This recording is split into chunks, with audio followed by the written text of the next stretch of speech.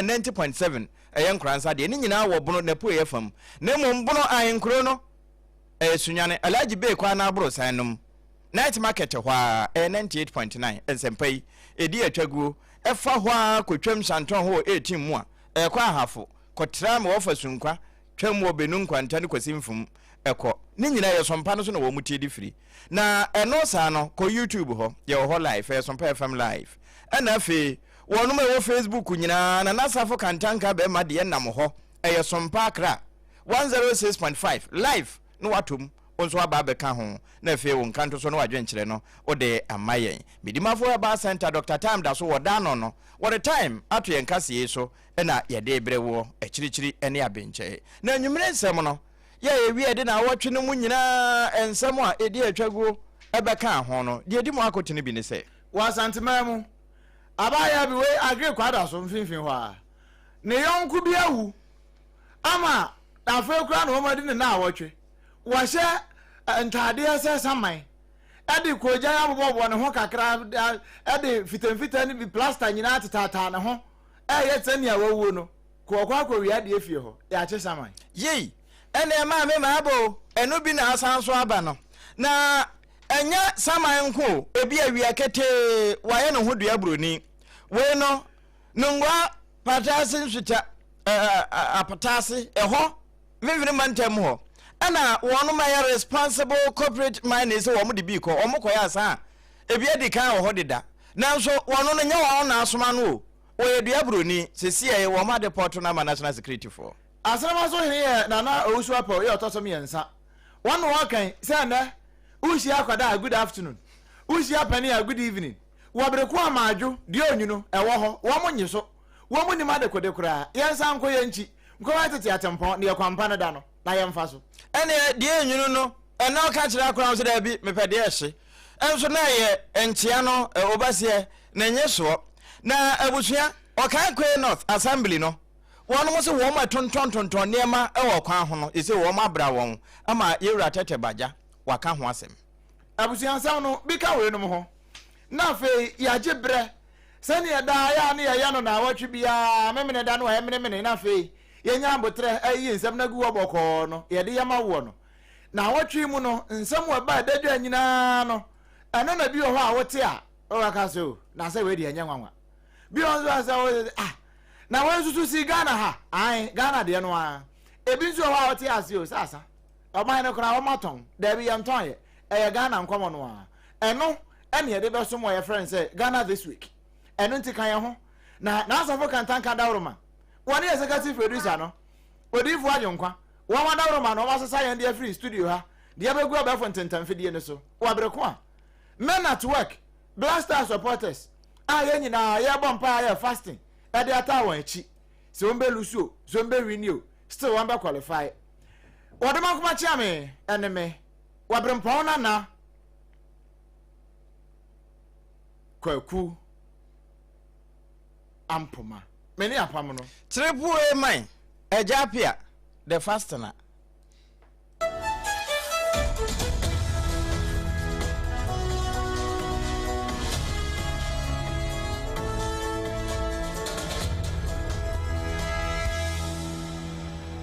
afi jebre na yenhyan komo na se kama emfa ema na yekopie mu asante mantam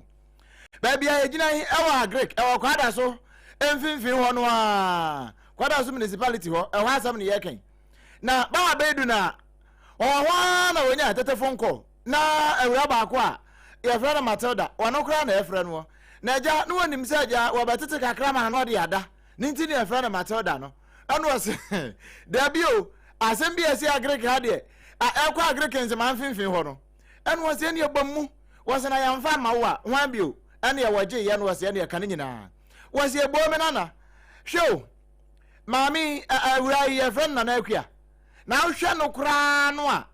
kwanya be mfinhia aduana ho ba bi na no yonko wanya be se mfinhia aduasa ba akopɛ 31 years wo no wato aya no monse do a na anu ya kra na edi na wotwe aja yegusu a ebo ho bra ha se aja nke bia ye ba hwa na ne ye wachire bia na ya ne kama de apra na chi na wo mu fie no wo mote ne ya abrosan wo anu ma me signal no na Womu gusu omu wofie ye adwuma no a no mo te se. Ase bibiji pine. E wo the next house. Ah, pine di e hwan ya. Won be kon so a wo mu hunu hwe. Ana womu ye so da bi edan womu ntimi enwura me face ase ya to wo ya ka afa ho. Enti womu nko gina abrosan no so. Womu fie na ya abrosan no. No womu nhwe fie ho. No womu so mbe hunu bia. Womu hwe ya. Wo bi no de se be shitio. Se nylon white bi no de apam o. Se jalabia nso wo de afa no ho de bandage nyina ne plaster atetare ne tiri ho nyina. Ana wo buru mu pam na wo kitakita so wa na nsere waso. Ana wo de bupu ani. Wo mu ko ye ko busa no a. Wo mo si wo ko ba bi. No mo so mefa ewura na wawuo no. Na ho ne mambra. Wo de yentie mato damra. Me pacho de ba ele se anopano ye o ha na minua girl ya de wa bonse o mo so mo fie o ye no mo na share wo ya anti ye tisi bibiji pine a na ade na jai di e wo wa na ye pine mo dem na minua ne be ka kire me na me say enye pine wo ho de fie no so no ye ko hwe ni mo hwe say o ma ba ho ana ni nua no ma ba ho ana ye ko hwe na padlock dem na so ni ati de no e bo pine na jai kakra o wa na bo pine ana me dem say be ye saman na e be say bi no na abafie ho enti ye fie no so ya abrosan na so na pampan ne ko so ne sida ye mfa abrosan no na ye nyina abrosan no so nde ye hwa ye hu fie ho straight ye nhwe so bi na ye sa na ye fro so na ye hwe inside no na obi address no ho so somewhere pepe o de ade black akatanity no de bandage atchere ade bandage fight atchere so no de ntuma fight say ye nwura white so the basic fight to or the attitude the winner system and what done somewhere pepe and ojina if you gate no a main inside no and no bo a clonim a person obuani enti me frey if you for ni by mom nyina be hwe soro ojina o ye hwe na nipa ko ni budan na ni ampa and ye nyina rush kwa abonten and ye kind of kromfu enti ye nya ki right inside it's boy to ni bi and ye fast e ku riwo no atiti film e di ka kwa kire no na ye be frɛ na busuafo na bo na mane sɛ ye ho konfo wo mu fie ho ama maba what Matilda no wo anyu omo a gombe hu anu o mabu obi abebu pu na ni simple kra adekɔ na no na ye busansa na awura yi kra no woni no ye frɛ ne sɛn ɛna wo hwɛ no a ni mfie kra obe mfie sɛn ɛna ne yonko no a wato aya na monse do no enam so a wo ba bebu pu ani no what less na sika be se 150 pesos se hye nsam na no de wo mo nnwoma no wose wonye mu da se wo konfo bi ho se wo ko malam bi ho se wo ko dunsini bi ana se do yafo bi ho e no de se sika no de ama no se ja won fa mebupu ani a wo kita hama e na kyesere wo koto no wo he ekita pinch ba ya wo de bebupu ani e se wo be fa atade e de yakoba bi na no nso so wo kan ne sei Kuhi ni pakuno so na danfo pa. Osi wako baby. Ema ni pakuna kachira ni so mefa na tade wawu no. Mi sister na wawu no. Obi a wawu a sebe wawu a ye di ni 1 week a ye nsie ni mpo. Ena na danfo esinya bafia so wako baby si ese ne sama ejinjina. Nso mefa na tade na onfa me ya kwankyere ma no. Na no okita sika bi so woni nso. Okita 150 pesos woni nso. First kan de ye tiri ni nyina. Wa mi sika no so din. A wo mpeso be bie ni nso kwa mo sika na to fom. So we are dear wo so de be ya kwankyere so de be ye den o onu ko ba no onim de no ba be yo e pa so de wo no de ma me ya ana de oba fi on so na na akua no obetumi ya keka ko be 40 ana de wo no so to 31 but na down fo mu nyina join ni kuo ba ko ye ref yo na me hu say na down fo a oya oba ne nten wo fi o me pa so me ne pa a wo wu ye da no wu ye nyina ti so wo wu no ono kro oba ye na ye nyina ye sun wo fi o etimi ni mo no pa Sompa FM otie Matilda no wasi wonni no pa wa besu fie o ene se yedi na watwe da wie ye no ano so wa be fa de yo so wa be gide yo we kita pinch ba hama na kyesere ya wo bupu woni pam adan ya wa ko ba bi yesu o mefa ma ayi no na danfo akoda akora wanyi se no be se emfinhia be nkono no a on nyina adwon kuo ba ko se kuo no kura ye kuo ban yo no de ye nhunu kuo wa mefa ne ho ne manfamra se wonim ni wo ne ho bia anazu wonim ho bia o se wa kodi kwada so aprosifo ansem won ho doso no a ne ye wa akire bia no won de ma so mpatie na we ba wa bedu na dawroma e na kwata sense me nyina de baaye ene abusua we impersonation pa o ebi nso akoso e wo Ghana heya nungu apata ase na wono mo a ɛyɛ responsible corporate mining for no say womo ne nampa se de bɛyɛ na gadamse no yɛbɛtumi atwa abaahwe ano na ɛfɛ wɔn bɛyɛ responsible corporate mining no ɛno deɛ nsensu wansu ansɛ yɛ kwaye no na ɛne sɛ wɔn kɔ na wɔn kɔ nengua patase wɔn kɔduru hɔ a kuruma sɛ hwan ɛhene ha nya de a yɛbɛtwe ama mo nne ne kyena galamse yɛmpɛ bi wɔ yɛn pɔtɛm ha no so yɛ nya galamse fo yɛ de ne yɛ corporate mining yɛ no deɛ yɛ no mo kura na ɛbɛka bomayɔ mo bɛkɔ so ayɛ mo afu no yɛ ntu nsɛyɛ asase no na kampɛsɛ yɛ akɔ akɔsɛ nsuo ne asɛ kwaye na ɔbɔ adeɛ ɛde ama yɛ ma yɛ mframa pa home no na saa nkomo no ɔbɛkyɛ sɛ saa mom ɛne mo ba na mode ba na ebia di kan wɔ ha deda o na owura dele dem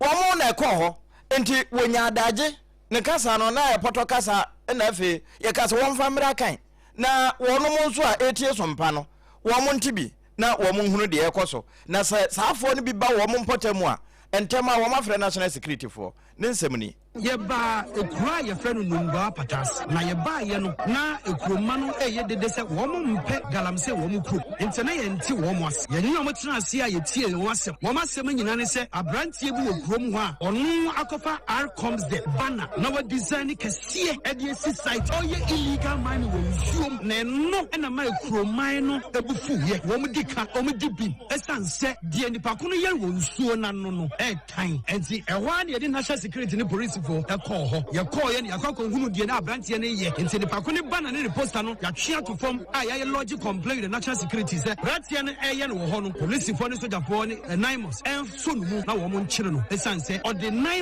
ɔde r-coms de ɛdini ɛyɛ illegal mining ɛwɔ community ha adeɛ a yɛmpɛ ɛne yɛba bɛhunu nnɛ medam ase bebree ebiara ni o nti wɔn anya te sɛ community mining no responsible deɛ ne yɛ papa no wɔn mo fa nyansa kwan a wɔnyɛ bia nso wɔ so wɔyɛ bi nti yɛwura dele dem sɛ saa sɛ menya de wɔn bɛgya ama naka o wɔn bɛdi akyira atwe ama na te sɛ tɛ ɛno ɔne ɔpɔn kyekyeku ɛna di saa nkɔmɔ yi. A team from Accra visited Nungwa Patase and then we faced a little bit of resistance. So we sat down with the community and listened to them. Then we realized that there is a dubious character in the community who has used banner and posters comes and placed it at the site and doing illegal mining. Us and the community has been resolved. So I want to put it on record that cooperative mining is not engaged in any illegal activity. It is individual in the community who has used the name of the Comsdep, designed a poster or a banner and on a site, and he and his boys are doing illegal mining on the land. Copy and paste. Now all bar no abo the cancer when a crata so non so ni account. Actually the account. One in the coms deck. Now so say responsible cooperative Diana. Small Arabi Esha no and Sana Sinaba. One who no one fan shaho. Na o ma so ne page na so se de munsam tie no afi na asem na abobaba ye be dom wasuko na de besi ase nyina no ye de asomo no sa no ye chewa waso be hye pa we say no wo che a obeti good morning good evening good afternoon eno na asema so hene na osu apa ye otosom yensa wode na no atomo bie no o che se mo me enko hwe tete atempo no na atwere ne kaaye no ba bia kwampa na da no na yenya ho me emfa ma ye kra wo be bia o man ga na mu a sa asonafo sei wo hia na wo chia wa obetie me wo chia wo bo so no agye so ye son na ya asonafo na duru ho enti se wo kosa na obeti de ani a o ana se de onwunu we nyina ye enchia ne nyeso papa no a eno na tumi ene sunsum papa ewo mu na so kwasi kwa da romanti se ja oba ya be fo man no mum na wo ko no eno wasade ne kasa hye ye enti no be ko school mu kra ne atwa hye ho speak english don't speak vernacular na kasa mu kra no ne otwe ye nte ase ba wa tro say don't speak vernacular na ye twi no ankasa no a ye nim no ya to atwene saa na kire say saa de we say nyina ne hia a wase ye san kofa tete atempo no ne ya hwaso bio na yesu asua ne ye cheche ye man nkiri ma no ebio aborofo din no eya amoma ye nsusu na yemfo odoma nkoma de no ne ode ma ye no yemfa no nso nto ye ma no na atimi aboa ma yamane ne amambre no ye nchi anyira saa entia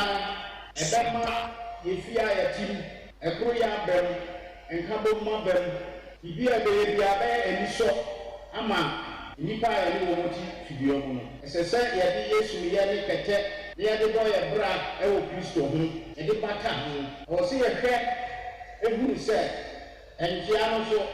wuru baabi a nkyia no bra bi kyerɛ ma wohu sɛ ɔba a wɔbɛ kura wɔku ɛno bra wɔkyia no ya obi adeɛ obi kura ɔka kyerɛ wɔ ni bio ɛyɛ wie ni oyunu ɛna awia nkyia no ɛna wie ni awia ɛna anadwo so wie ni oyunu na yɛn nso yɛn ho sɛ saa nkyia wei ɛyɛ ɛni nkyia o na tumi nyinaa ate ne ho obi a good morning yɛ fɛ yɛ bɛ good afternoon yɛ fɛ yɛ bɛ ɛnso deɛ sunsun wɔ mu a ɛbɛma nipa akanya ano ɛne deɛ mɛkyerɛ mu esan sɛ ɛbɛma koroyɛ ɛne nkabɔ mu aba mpɛsua nti mo mmiɛnfa saa asɛm yi ɛntu abrabɔ ho ɛnkan abrabɔ ho sɛ yɛpie yɛadwuma mu koraa sɛ wokyia a obi mma wo sɛ wɔse wɔne adwuma wɔ wate enti wohyia apam a na wama no akye na apam nso agye so yɛ mu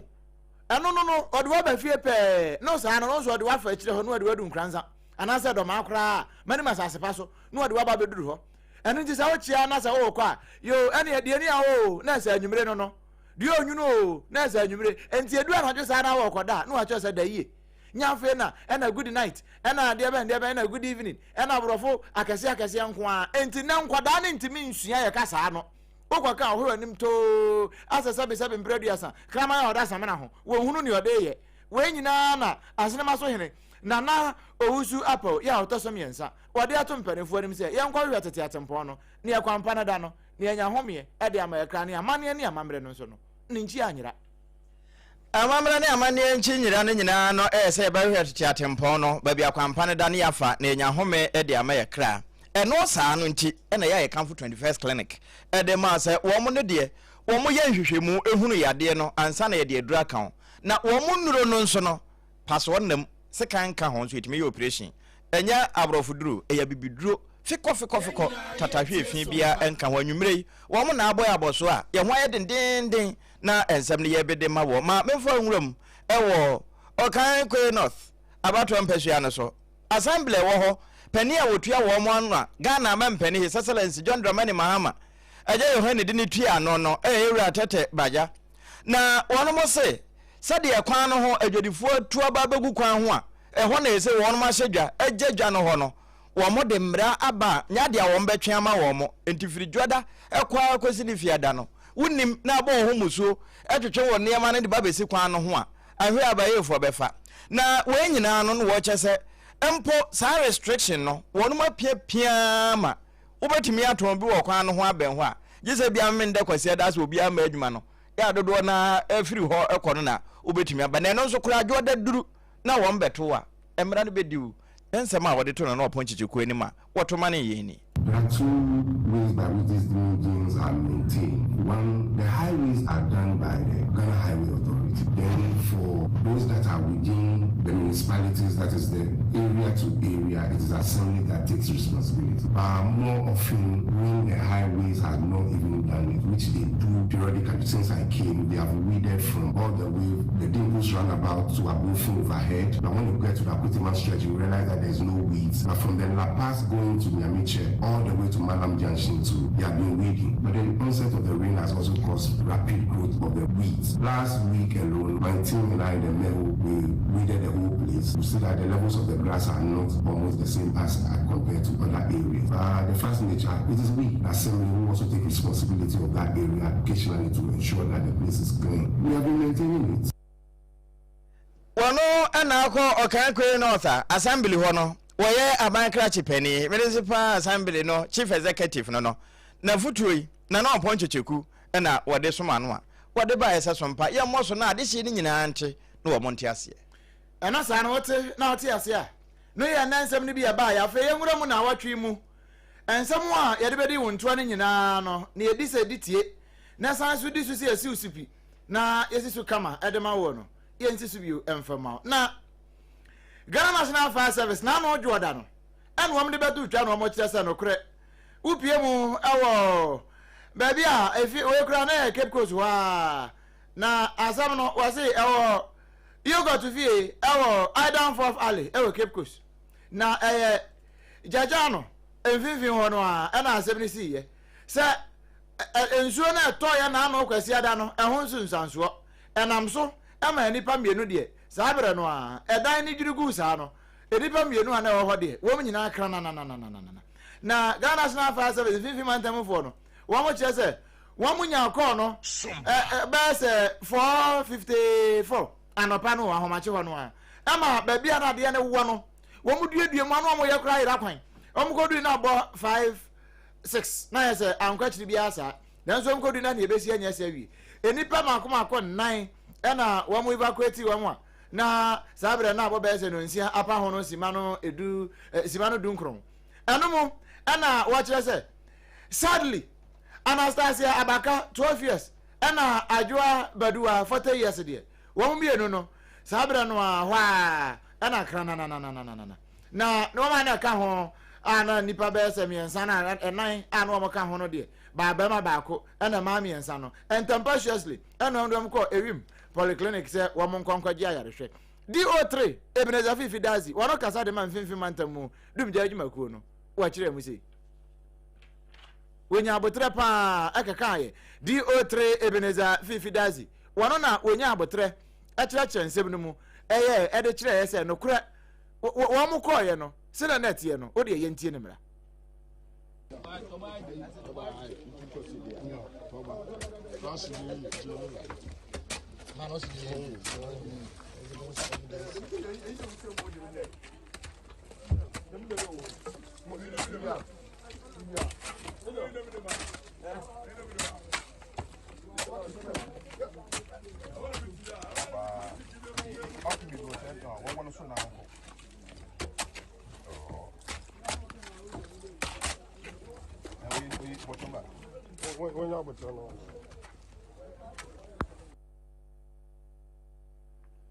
Abusia we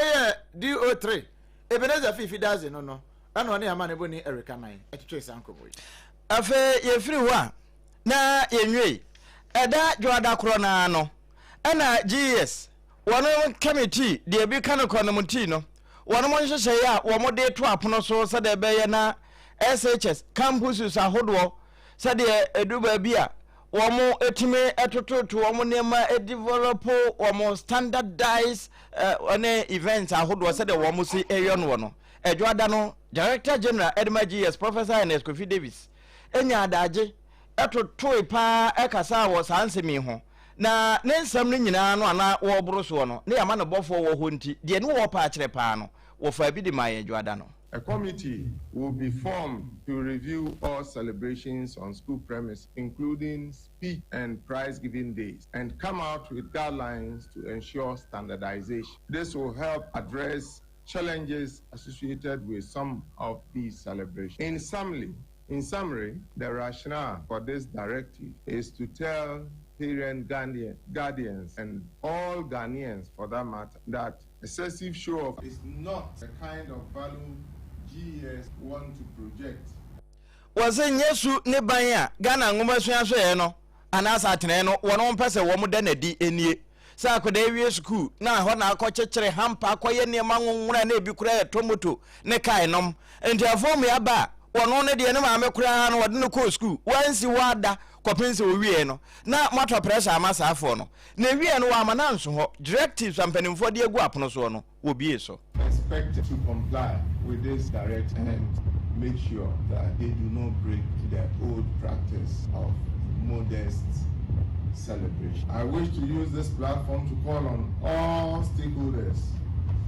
that is teachers, parents and guardians, school authorities, traditional authorities, and our friends from the media and the general public to support our effort to discourage and stop this. Professor Kofi Davis say we say wo mo nko aya se won be ya nya de won betumi entigi se won me kan bi ebam e de won ho bata titru ensantwerofo mo na mo boso a ya ade hye ni nyina etiemu we eye da Jordan no de efirigu ye bia Jordan a oswafo hwe enwumasi ansam so Haruna Idrisu wono so ka bi to so kire se sa ban no a wo mo de ato so no Haruna on extension wo mo atwemu tententen edi kwani mu sukuzu ahodo wa Ghana ha nyina all the celebrations one watcham say ya wasi BEC private de ben so far as I used to come kwa abamudi wo mo atwam eno so so wo kire mu sei. The developments on our school environment is a no, and the Director General of the GS has my firm instructions to deal ruthlessly with this development so that we nip it early as a country. The school environment is an environment for academic competition, nothing more. The extravagant, lavish display of wealth is utterly unacceptable, and we would not tolerate nor accommodate that going forward. But it covers all schools in Ghana, and we cannot allow this culture to be part of the development of Ghanaian learners. We unimnyam for Haruna Idrisu na worry ye no ama asamba ko abaye se we krampo amanfo aka akasafa ho se na we ne ba se na afa ne yakwati okonumti ena de ben we se akonumti ya wo beti e ka kura be san abom ho no enya kaketoa eno na Institute for Education Studies I tramuti afra no ifest wo mo empanfo e ka tira ban se we nya afa na beti konumti ade ne wo hunu da matena ho ama na si awie afa na mba beti konumti na no so ma pa adwuma de ama nkrofo foforo ama wo mo sika kura ye be san de atuam ka no enya asem kuma sukuu bia ye sa de no wo mu no headmaster was at school no ye mpa na hye no. What the managers of education need to do is that they just accept one or two examples. If you are a school authority, I mean you are head or assistant head in a school, and this is allowed to happen in your school, and there is no evidence to show that you tried to stop it or you prevented it, you should face the consequence. So if you're able to get one or two people to set as an example, everybody will fall in line. Again, I think that the ministry should go a step further and then encourage school authorities to let this be discussed during PTA meetings. They should be communicated to them like they normally communicate information through their various platforms. We Yera Peter Anti Wanona we executive director Edema IFEST Mechira Institute for Education Studies our Ghana has say and what just say anya we kura no ye the headmaster ye the assistant headmaster akada wo mu nyina wo ho ya wa kwesi ase ho gate man ya mo de kai na kura be wura ho be ye sanse hunu e wo ho nyina no ye nsan hyen wom na ye nya akonomti etie no nsiabre mu kase ebo memene da nwumre de no de ye san so de na wotwe nyina nsem efisem no ye de to ano ene ye guso aye be edema wo na we ye da benada no mu ana yewura Muntaka Mubarak Mohammed triple M asonasem na hye bedwani ade asem bi beto so chese ebinum wo sade seri nya ewo kai mu no wo musi misuse no sabio jonso ade na wo pentem kura gina ba bi eho ye wura mu kakra no wakwajo nso no waso seri esi so no de wan na fe obi apaki no watwam asema mpani na eba na nso ne nyo no a na no no wo se san hyehye no aba no ebebo so wo no ma yese wo mutimi yusu seri na nkasa ene dwuma yese wo no mudidie na ne nsem wa eda benada wo boss ni. I mentioned to my colleagues even last week that we are going to go out on a manhunt of not only Bulon vehicles that are using the siren. There's this new phenomenon that almost everybody is putting this siren on their vehicles. And we've told them that, and the president has firmly said, anyone that is within the government that is not authorized to use it, and he puts it, when you arrest him, don't leave it only there. Furnish me with the names. And we are going to do that. And now many of them are, because they've all been asked by the president, including my own colleague ministers, that you have to apply to the interior minister. And then I will have to forward to his office for us to say that, okay, this person, because of ABCD, this good reason, maybe we should get him a motor rider to lead him. Enti chese enyo obi akura na timidi di dwuma o yewura Muntaka Mubarak so afọ he o maye fisem so na wo boss asem no sansa na o de bedi dwuma kura no se wo ye MP mpo na minister bibi ntie se o de serin ana ye ma motor kedi wanim no jo tworoba na wo muswane ne mampani nso kura ate ase ansa enye se ofitin ya na wo yenti wo be command hand enye se wo mukọchiche mbema no na mmom wono mu a edi sa adwuma no ye be so mu nyina penchi ama mredi won afi yegusu gina mu a na no ebrada no a ena yegusu gina mu sesi e na brada no ansa na brada no beba no na adwoda di kan twam ama kwasi ada enso ba be sen kura de ansa na adwoda no kura eba na kwasi ada nsem bi esi ye o Christmas affirmation ya etututu okọ so ma adwa safo sesi kura no surgery a wamo ye no wo Ghana ha am se om de bi om de sande no kura bakwa am no ne akoye surgery fufuro ni bi no na ha dwene pa eno ena soafo a wo hwe afisam so Muntaka Mubarak wo de atodwa no wo kire se ena no bradaro ena wo kire se sese ahye ya hwe afisam so ewo man Ghana mu ase no wo bibia wo kita ayi enkrata se anya hwe etutia pesre ara garden gon wotimi kitabie de banata aso bia no sankrata no yatwam he wona aso ye hwan kra no a sa pam kra na kitabie ana asafa kantanka kra no a yatwam ni nyina ye na no safo akofna ni die ye ba ye ya sofo muwa etu a hom kofa firi de maso de ko be ma wo eno gira so se ne wo matwa bibia mu no. Everybody in Ghana who currently holds a legitimate license to hold guns today, I'm suspending all of it that anybody is holding, because we've realized a new phenomenon which is threatening public safety. The affluent, like you and I, are registering these guns and they have them. And now, in the last 3 months, we've seen 3 affluent persons that have used it to commit suicide. We are realizing that what we think that was lacking, we don't do mental health, we don't do drug tests, we don't also train. So I Muntaka, holds a gun. When I was going to register it, I mean, they didn't do any mental health on me. They didn't check whether I'm on drugs. I've not been trained to be sure that even the gun that I'm coming to register, do I even know how to handle it? Muntaka Mubarak Mohammed, as one summer as Jenny, triple M.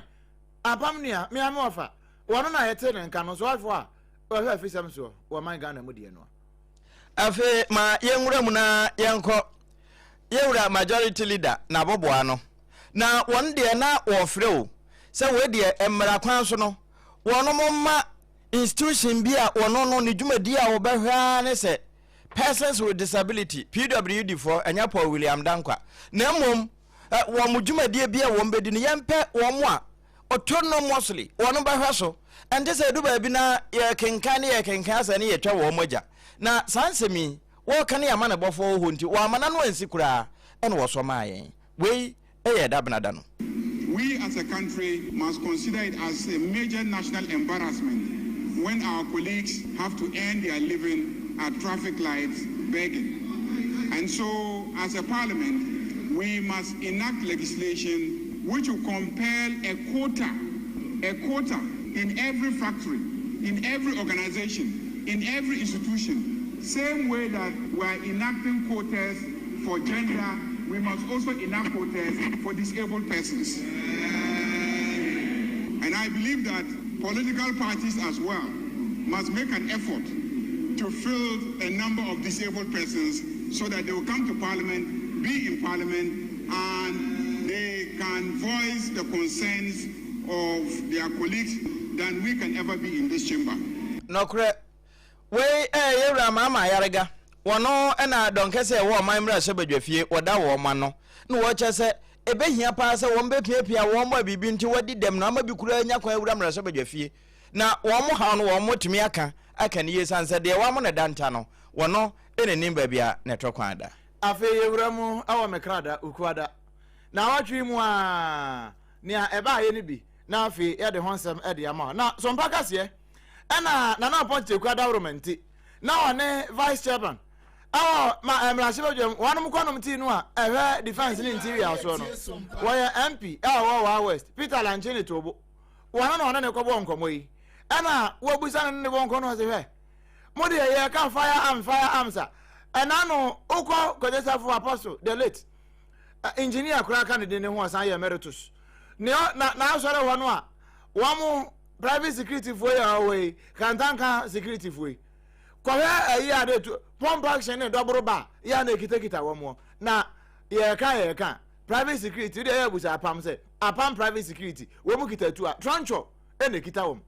Why will the private security company defy the rules and regulations established in law? Your uniform is not according to law. You are wielding guns. It is only the Minister for the Interior who has the right to permit somebody to own a pistol. So if you find a pistol with somebody, you have to go further to find out, do you have a permit? If you find any weapon with any other person in this country, go further to find out, do you have a permit? And private security organizations or private security institutions are not permitted under our laws to be armed. They are not supposed to be armed. So that is a matter to be investigated. How did how come that you are wielding arms? So the first step, which is the right step, is to revoke all licenses and let people now come back. You see how one problem can generate a whole national issue. One problem has brought about the revocation of licenses across board. Now people will have to get back to basics and come and clear themselves. Do you have the capacity to wield a weapon? If that is the case, we approve it. If not, your license is revoked and your weapon will be taken away. What? Wait, Ankatia Bakupu. Baba Frankatia in a woman, Katia in Ayatogu. Baku for a quatemfa, and so you can't some fantiful. I mean, how? Where here, Lanchin Tobo, one on a casa, now what we in a casa, I'm also upon Kwanza. Maneva Kumwachi. Where say, what is a Minister for Interior? Was you a revocal license, Nina? A step in the right direction. There were 1 billion illicit weapons circulating globally, and Ghana is not an exception. The problem with gun ownership is all about responsible gun ownership. There are legal ways to own guns, but when people own guns legally and the usage of it shows that they are becoming irresponsible, we need to look at the law again. And for me, I am happy that he has gone straight away to revoke all licenses. You need to reapply, and let's assess you mentally. Are you fit enough to wield a gun? Because when you carry a gun and you are not responsible, you become a threat to society. Probably you took the gun for personal security, but your own personal security should enhance community security. But if the ownership of the gun is gradually endangering the peace and security of a community, and for that matter, the nation at large, we should look at it again. Sompa FM. No. Ahana wuti no. Lanchine tobo wanona waya West Manashewa Jania. Uko Manashewa Jamua, Konumti no, a defense, and interior so no. One of vice chairperson.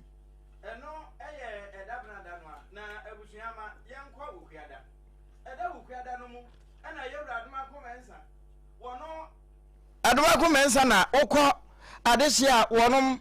ewo afija kwa abre ho a abusua wono na da wo ma no se mra bedwani na PRC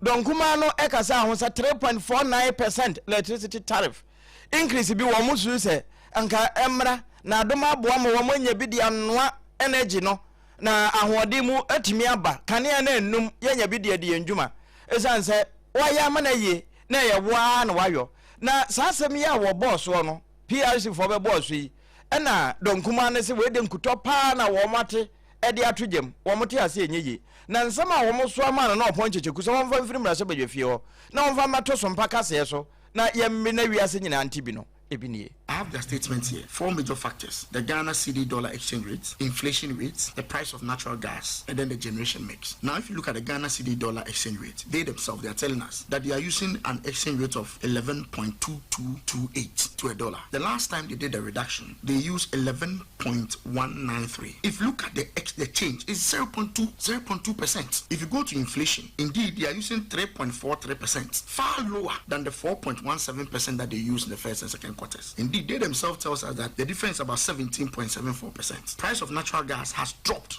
from 8.0988 USD to 7.97. The generation mix has not changed. So how does just a change of exchange rate of 0.2% push you to increase electricity by close to 4%? We asem ene wo busa na ewie no wa mananso ho na wo be chese eduba bi na busa wo. IMF is not in town, but PRC is still increasing. What it means is that the factors that determine an increment or a decrease is different from the agreement that was signed with the IMF. So, eno ena yewra adoma komensa le wo mkro ho emra shabedwani no ofa hinkro tetrem ede kro no ena wote se won na opon checheku edi nkomoyi e wo ma emra shabedwafie. Ura sa de mfori ni da so no a bonso asi ho nya sa bia na tie we adoma commensa no ya join your Facebook ni tie Sompa Accra 106.5 live what dey hwe no wo ka ho wo mo de sha IMF deal no ono wo ka sa kire wo no eno na se na wa na no ye Paula Foko ka sa kire wo no eno na se na wa na no ye Paula Foko Paul Arentami Afoko wonu so aye bie ene wo de kire nkrofo se he na no wa am wote sa manfo bi keka se wono an nua kuma Gregory Afoko wono na ekoku Adams Mahama no se he munya sa asem ne ka hwane nka sa na wono wo ka de akire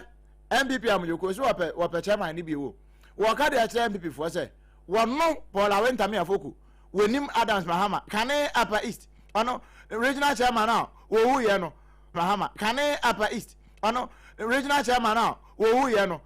wonim ne ho hio wonim ne wo ne ho hio ana ne busua ne bia mpo ne e ba ba wo ne kra no ana ne o ma wutwa mu kra mpo no wo bia ne wonim ho hio na munya za mo tenetere mo nsa e wo ne so no eno so aka say chire Sompa kase. Our late regional chairman, Adams, I can stand here today and tell you that I had no hand in what happened to him. My family had no hand in what happened to him. His grandmother was given to his grandfather by my grandfather Apoko, the chief of Sandeman. The person who signed my forms to go and contest to be national chairman was Adams. We allowed people to come and play games with us. As if we are fools. As if we are fools. People play games with us. The thing that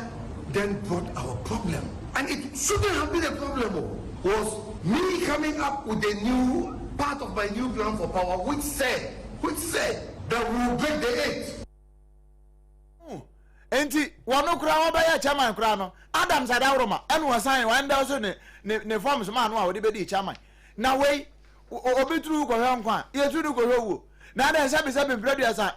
patro na ta na trim enu akwa kwodi anyambra nsam sa mo bia mfa nhyɛ no woni mo hwe ni busu ni bia nso ni ho a woni ho hwe na we no ne delegate na ehia e wa apa east ho a na ne wo kyerɛ nsɛm mu e de akyerɛ wo no Paul awentame afoko ne bo kyerɛ wo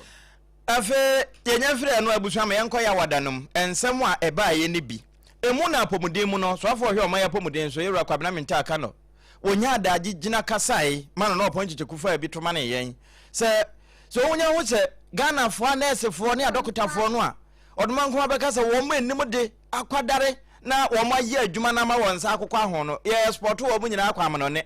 na fe backlog sa gufie yenya mfa wo mo eba ne sa na wo ma wo ho no wo mo ho asa akwa atwe bio enna Dr. Edumo ya na ye ni abere wo mo so dendende sɛ wo ma ka ne ni kwan sɛ wo no mo ka na sa asɛm hu no se aba no won hyehyɛ pa e wa apono so a wo de duma boa enye sese bi ye betiti bi no ne ye de wo mokọ se ba bi fo de nkonye won so mfa so ni ya ye teman no mu ye ba be kurakura hwirenhwiren na mum wo mo de anesefo ne adokotafo enim de quantity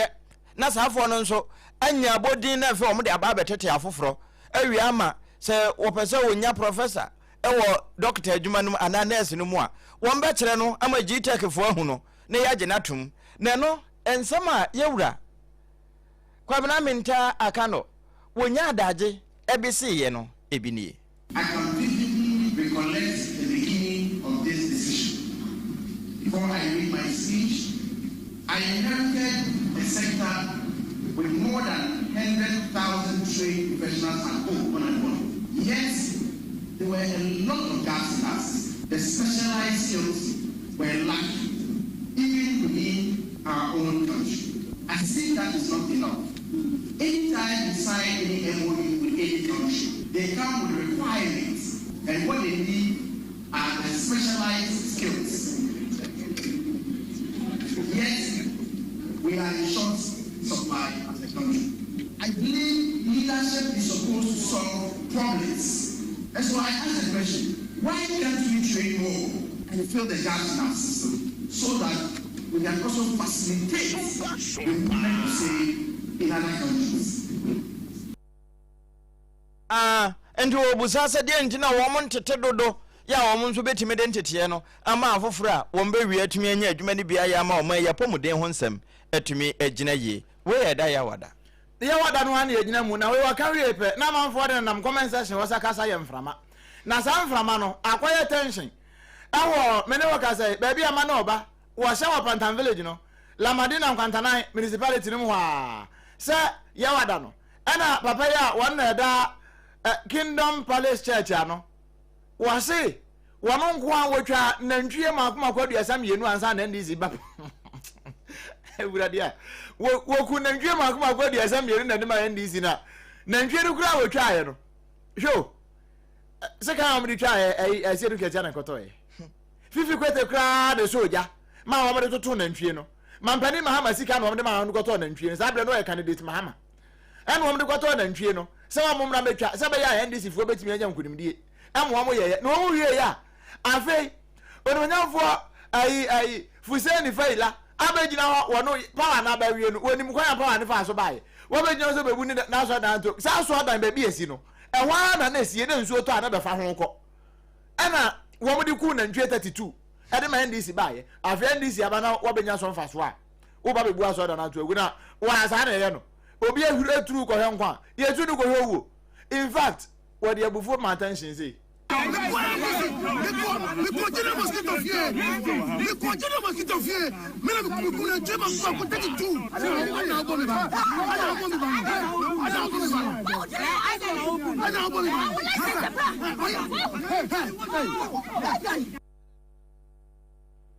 abusia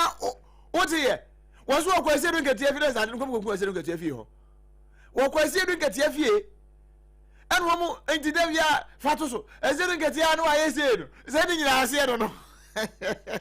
woman go try na 32 e we ezenu nketia fie wa sha akotade no ayese e de a kire no eno ho tension e na afa nkrofo asan wo mma kwan e ma fuseni faila e ma bebubu na so dan ntu musa sa so dan mu a e na kwanche ne ba ya wo me ko ezenu nketia fie ma mpani ma ma kwa de mo lori fe ya wo me de ko ye eno no nyamfo faila e je se he open kura kasa we na ma Donald Trump winning ye waka so bebu aso da na to agu no kianeki we bebu agu. I think one of the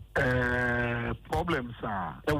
within most of the assembly. So they be on say because by law no nipa no SSA on fa the drawings in bra assembly. Now on fa besi munim say oh maybe say me see den e wo bro no see ana area see na se menya nsi se metimi esi nyema so a me ba me the drawing ba muna mo be protect asan supervise ejuma na me see no but do na inform drawings nko do na enkoji permit ebi so o ma ji permit no ne ese o munya no betwa so say mo ni mo eye ana se mo check o mo ye but somewhere weekend if I say be on Friday see o mo ni say ebia after 4 and 5 no we then they start their work and internet say no yanya ebi mo so a wo mo hwe during the weekends nti around sana wo mo so mo around wa see wejuma within the weekend ninya manyama no and also on be make sure say on be you with you no you know for say any file no was open what do so no kra wo mo chiri e be kon ye na wo mo bubu na pre as say wada chasing the elephant into the bush ya say kro mu nya ba bi wo mo the elephant ne be fa no open kokun elephant no enform ho open akum mponko na kuna ka atia enfa no ho ka chi wo say e ye wo kra na nam so e ma Israel any Iran any Ukraine ne Russia US kra ka ho bie wo mo nyina ya kwama straight of Hormuz ya totum enfa no ho wa so dan no wo mbebu na so fu okum na 32 a wo megu ase won so nyede eno eye eda ya wadana na ya wadano na Ghana fo nsem bia wo mo keka se ma me se dinam tamakru kane maslok pane na yedi na asem na ye ka se woni ha kura yedi na ase yemfa ne ntum nanso na watu kwan woni ha no eda ya wadano mo na ewura mu ntaka be kire se amanfo se woni prison ba bia or private ba bi na wodidi da ye twa team ma no na ye ho ade enye no kure na wo kire mu ya wadane sei. Sedina never went to any private place. From the day she came, she had been with us, and she's with us, and she's serving her term. If you want to visit her, you can write to the prison service. They will talk to her. If she's interested in you coming, she will let you come. But I see, people make it look as if, look, if I go to a prison, maybe in Ghana, we take telling people where somebody is serving lightly. In other world countries, telling people that this kind of high-profile person is here can even lead to the death of that person. So it's for safety. We ya wadano ensama yera muntaka Mohammed Mubarak triple MI wode etudwa ena yaboso ede amawe 21st clinic adawrement ni yati baabie eno nti wo asida bia afama won sansa wo mo de yetete atempo no ne yakwampa na da no ehon wo mo nam sade be yom benya homie ne nkwa ede ama ye kra siatika na ya ha wo no fakọ na 21st clinic wo muntu ase mfama wo yade bia nso a ya ha wo no wo de kwa ye betu ase kama pa ede ama wo ye numbers no eye 0540311311 tie 0540311311 eye wo mo adawroma ena Joseph Kenke aka ya hono bie ba ko na aka na ye de ehia eye Joseph no a ena wo mo ka ye ho na wo mo timi aboa ya me yetimi asomosompa aduane na de ye bedi eye Joseph Kenke won mo aka che wo mo odome he ya commercial bank na chiri ho bowura ho na akwaji bi koton 3 Ghana cedis pe yemfa emako ena sheto enchenam bibia bi nka ho mfama wo a wo be na kama pa na bibia tumi e fine dok no papa ena me ka mfama wo eno nti wo wi a medima fo ba center bedi ama kama awo pokwa se mayira ewo nkran ha ana kuma san so bua kwa agogo woni aban suku no ho no de animhwe wase yade bia ha wo no gise ni ha yade asukotwa adaka yade na asem nko a ana wentimi nhwe na yade sofi ede abro na furu so wono nko a ana wentimi nhwe no na emom yadefuo bia udimafo wo wa ha ya wono ne awurade bra na ya nhwe na bibia enya fine wo mada woro manti maya na ne ye ho ani botata na dua sape 30 seconds pe ye ba se ne mu ntaka ka se de na tamaklo wo prosifo in fact wo da prison no la yode gba kopie ho na wo ko ya na wa enya nko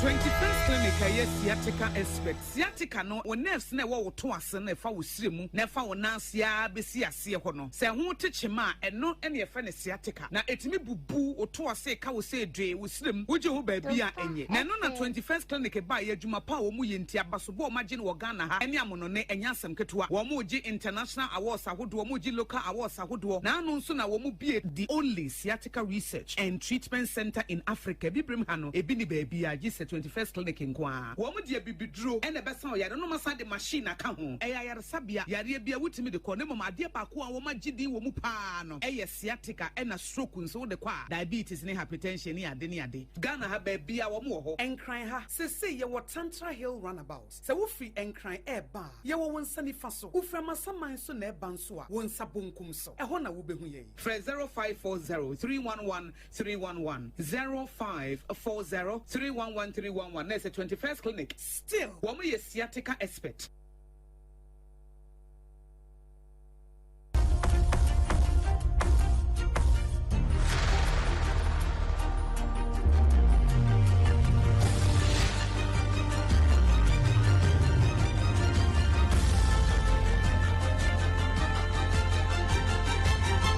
Sompa TV Emma Aketiapa abusiano kure maketiapa nura yegusu aye kana no ya wada ne mpura na meka san kampesa mkoma said na tamaklo mekoma na odoma nkoma crisp enti nkomo nche ba bia wo na me nkoma odoma nkoma crisp ani odoma nkoma bite do not fe de ya so bolokura ka ho na ja wo de apata na kra ana wonta ka be ya no se wo da afiase de mom so wo nsa wom so wo ankafo no de ye nyante ano na the Herald newspaper penny pa ya ono na oyese bufu penny eda no la idogwe me wafa wono yeso wa kwaka asem de ati akọte so akọ ntemaja court no contempt of court achi no e wa paper no ho ama wo mo ajeri no 7 days na ne lawyer a friend say David Nanan wo yeso mba appeal sense anhweye no mo mala idogwe kodam a hwa no odema nkoma de Chris me de asoma no wo kwa na wa amabio 7 days de kwa wa pa enti mba ya appeal. I've never heard throughout my practice of a journalist being taken to prison because he's published something. The era of criminal libel is gone, and the days when you could be in prison for such are no longer with us. But this is where we are. Now, what I intend to do, I've had to wait for a considerable time to get the ruling of the court. And I'm looking at it, and frankly, I can see several errors in the judgment. So we are going to bring these errors to the notice of higher courts and then take it from there. We are lawyer, David Nanan, no. One day to tragedy, what you tragedy like Dogby. Ntinra, or Yasu Mbako appeal. Appeal in the whole results of Krano. Enyaba. Any another Kronano. So the PRC for one more ball. 3.9% 4.9% na ewie ye na Ghana fo kasa titunu do nkuma Ewurade makoma nsamo no wo mo kasa ho no Ghana Union of Traders Association de fe wo muguta no wono mo nso se sa de na ebobo ba ne de je wo mo ne empenimfo ne hia na wo mo timi atoto ba ko ne mienu bi na se wo mbege atomu pa de fia da no ne nura. I will have to commend the Executive Secretary of EU after issuing this document. He has called me and has arranged for a meeting to meet with Guta, maybe either tomorrow or Monday, because he himself attested to the fact that Guta is a major, stakeholder, and whenever they are going to, do price adjustment as far as utility prices are concerned, they will have to, engage us to also. Where Guta for. Ana na wano mo kasa enora fie no ye wie kura no ye de kai ene ye de wie ye tena kai no na de ba fie na kai no ye tena na nya voice ni bia na no na Abraham Amaleba lawyer one ye National Road Safety Authority penipa ya no kra bia na wachi mienu edi ani makwa na wafese makwa ya adwuma bi hoi wono na wakasa wo se vox no wo ma ya se kanka bi ya tia wo ma ntia entina se pension bi di ma wo na emo mo waka de akire wo se wo mu nim na wo ye voice driver na different kran ha e de do nsa wo kra prosi bechewo fire nkran adwuma nko so mo fo nya mfom do nya nsa wo kumasofo intracity eno nko mo mfanye kumase de no nko wa try ya dwoso fa besi dwoso na wachira ni nsem bi We are still engaging with our stakeholders. I met with the transport minister. I met with the national security, and they are all prepared to assist us. What we want to do is not to ban Vuxi from our streets. We want to limit them to intra-city. We don't want them to go long distances. It is intra-city. And so I want to make it clear that we have not yet abandoned that plan because those cars are not meant for long distance driving, you know, and that's why they are constantly involved in accidents. So we are still pursuing that option where we will limit them within the intra-city. We've also had discussion of the customs where, you know, most of these Voxy vehicles are right-hand drive, and then when they come, they change them to left-hand drive. So there's a law in the Customs Act that says that they shouldn't allow those cars to come. So the customs too are going to activate that law. Activate that law. And no am da be ho adwuma no. En say intracity just intracity. Entra nko wanim gina hwa ja to fom. Na fe fa no ho, fa no fom. Na fa intra sa. E dey fi afra choko na de ba domi from domi to extra o. Bubu ashi, kadeshi, ni nyina hihifo no nko a na ashi enye hye, eyeshi. Na bibia ya fine. La tabi okoshi na de akoshe ho na bibia atumi ya fine. We ya Abraham amaleba. Enu afie, en wodi si ya. Ye gina so na eneka se no de bre wona awotwe nyina mu de no ye de nyina asie na asafa kantanka dawroma en wo so yasene e de ko Facebook no so bra odi fo ajenkwa enso bo ni chidombo ni pia ma bibia ye fine abusia aya 21st clinic wo ma dawroma medima fo ba center en a just what kinki wo mo kan ho ma so mpa nkro bata nyina ye tefa so na kingdom 106.2 wo man kase mje ye na fe Dama FM 100.7 FI na Canadian Band Radio J na fi Adam for Power Radio wa France ahin kro pari mu wa mo so kan se bon no www.sompaonline.com na afi Facebook no Sompa Accra 106.5 live na YouTube ni Sompa FM live no ye de nyina gu ho a ye de wo AC nyame ya adom wa no nwotwe ye be san betena se na ye de Ghana nkomo e de aba ba so mo se blaster akobo enti abapa na kan Ghana Blasters of Ghana wo mbebo ne mo mbebo no nkono ye betena se no nwotwe ni atutu nsem no ne sere ne noturi ne masa e de amaw na wahunu ba bia Ghana ne ogina na be bia atumi aye fine men at work ye be ba adwuma ye ba ya ye nkoe ba de fo ye ba ye be se nsem ne ma mo no eye me wodoma nkoma chia me obrempon na kwaku ampoma me ne mapam no triple A man ejapia